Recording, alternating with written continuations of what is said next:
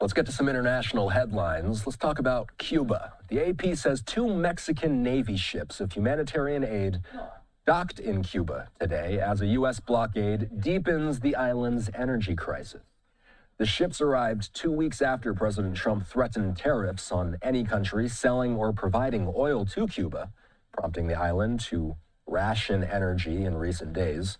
Cuba's president says that transportation, hospitals, schools, tourism, and the production of food are being impacted by the United States.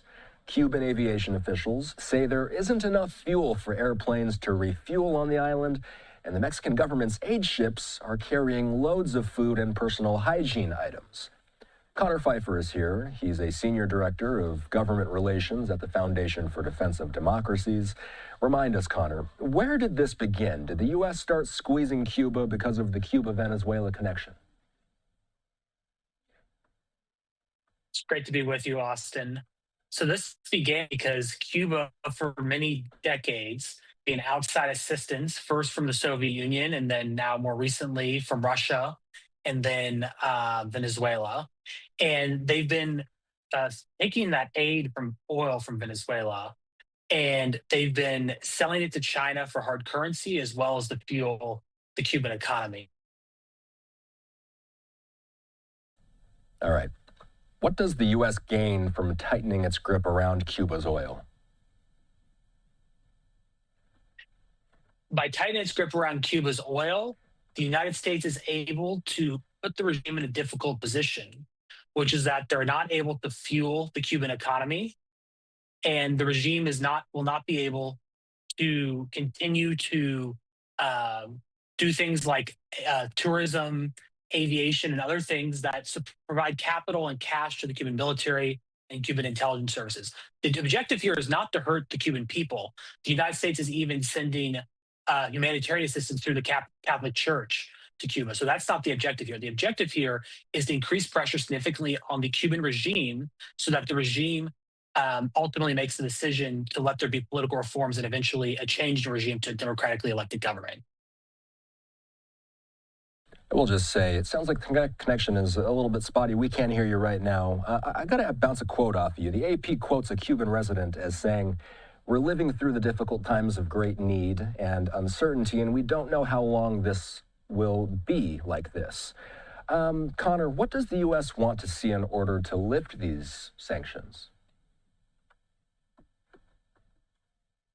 Well, going back to 1996 under the Helms-Burton Act is U.S. policy to seek a change in regime in Cuba, specifically a transitional government and then a democratically elected government.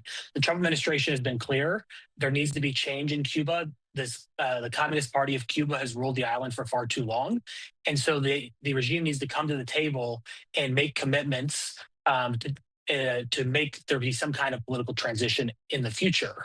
And until that happens, the U.S. is going to continue to withhold oil shipments going into Cuba from Venezuela, and of course use the tariff to deter shipments from Mexico and other countries.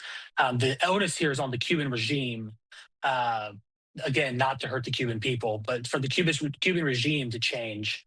That's the key here.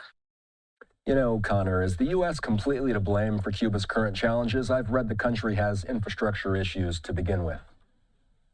The United States is not to blame at all for Cuba's current challenges.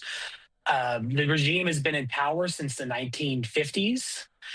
The U.S. has, yes, had an embargo in place on Cuba, but other countries in recent decades have traded with Cuba. To give you an example, Cuba used to be one of the largest sugar producers in the world.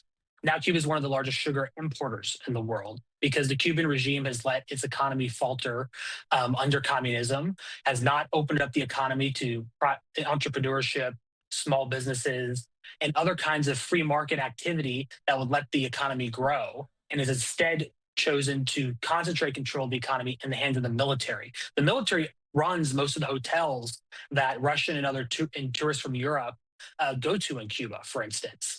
This is not a country that cares about the well-being of its people under this current regime.